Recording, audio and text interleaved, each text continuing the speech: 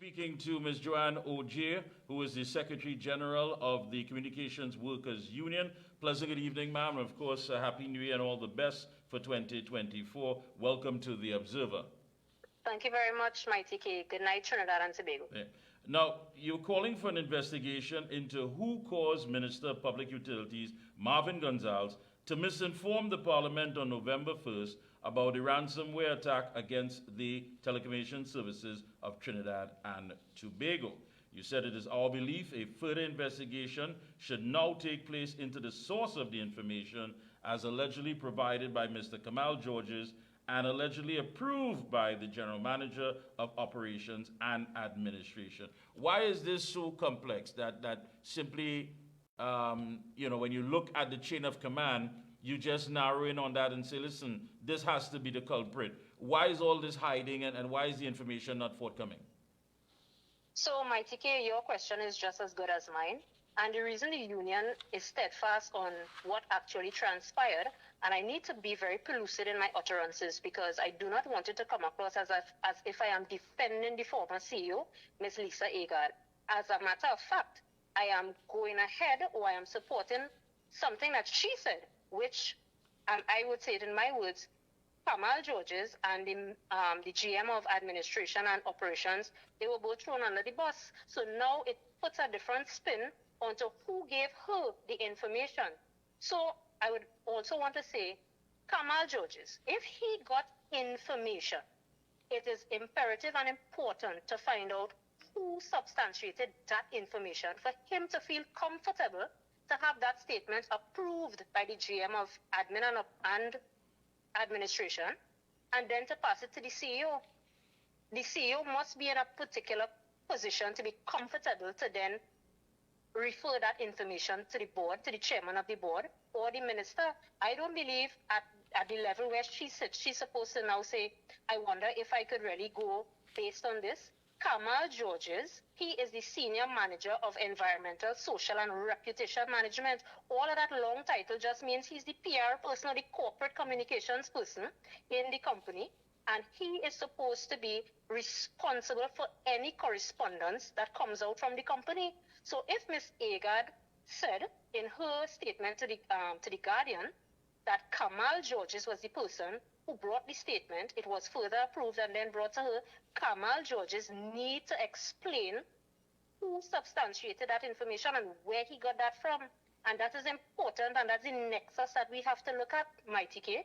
Yeah, because Ms. Agard is saying, listen, I couldn't just make this up. Of course. I mean, there's a process. These things just don't come about. I mean, whether it's an internal memo, however the correspondence was, it did not come from her. It wasn't generated from her. And you're right. And by stating that no one is above the rule of law, and to every action, there are consequences for which there are authoritative bodies to treat with such consequences. What do you want at the end of the day? I mean, the mere fact they may come out and say, hey, it's so and so be the case, but what do you want when all of this is cleared up? I want the public trust to be restored. I want the public to be able to come back to say TSTT is their provider. We need to bring back that type of customer experience and that restoration of trust. If we don't do that, Mikee K, what we are actually doing is driving our customers away. These customers, their information were exposed on the dark web.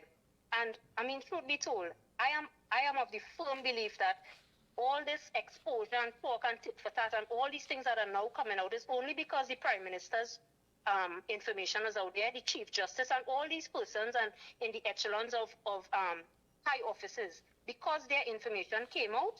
That is why we have all of this. This is just going to be a 9-day wonder. What we want are two things. As I said, restore the public's trust, and we must mitigate against any further potential fallout. TSTT have to realize data. The data is the new oil. We have to start to pay closer attention to the Data Protection Act of 2011. Persons have to be held accountable, especially at Part 3, protection of personal data by the public bodies. We take things so lightly in this country, But Mikey K. and I agree with you. I agree with you, Secretary General, because we're a society where we like to bandy about these words as far as Yes. responsibility and accountability and all of that. We love it. We love it. But at the Correct. end of it all, where do we get anything out of it? I mean, where's the core issue here? Because when you talk about the fact of having no trust, had this not come out in the public domain, one has to ask the question like, was it ever going to come out at all? I mean, had it not been leaked, had we not known? Because the breach took place on October 9th, but the public was only informed on October 27th. Correct. And that was, of course, through to an external-based technology security company, which is Falcon Feeds. And taken to its ex-social media account, Falcon Feeds said ransomware group RansomX added TSTT to its victim list, claiming to have stolen 6 gigabytes of data. And on October 30th, TSTT issued a statement which said that customers' data was not compromised during the leak. We were lied to. Let's put things in perspective. We Yes. were lied to. And we're Yes. talking about a world that has become so technically, well, not just advanced, but reliable on this technology that everything is stored there. So whether it be your identity, whether it be about your mortgage, your insurance, whether about your health records, that should not end up in the hands of strangers, and especially not in the hands of people who are going to use that to do whatever they have to do to make their shady deals or whatever the case may be. We were lied to. Now, Agreed. taking that into perspective, again, was this ever supposed to come out in the public domain? And that's what I'm saying, Mikey K. I am of the firm belief that the only reason that came out is because, as you said, a third-party person leaked that information, and then, by extension, the Prime Minister, the Chief Justice, different persons in authority, their information came out there. So, and that is why I'm saying, had it not been for that, I believe it is possible it would have probably been played down. But now, 1 year, probably about a month before, make a year, we are now hearing before the GSC committee, and we're hearing this and we're hearing that, and that's what I was careful in my utterances when I said, I hope that the in-camera session, the company disclosed fruitful information, because remember, we are not privy to that information. The company has stated 24 million that they spent, or they approved. Let me be correct with my words, because these days it's quick to send a pre-action protocol letter.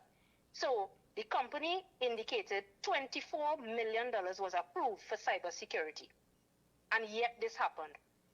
TSTT has also to say what they spent this $24 million on.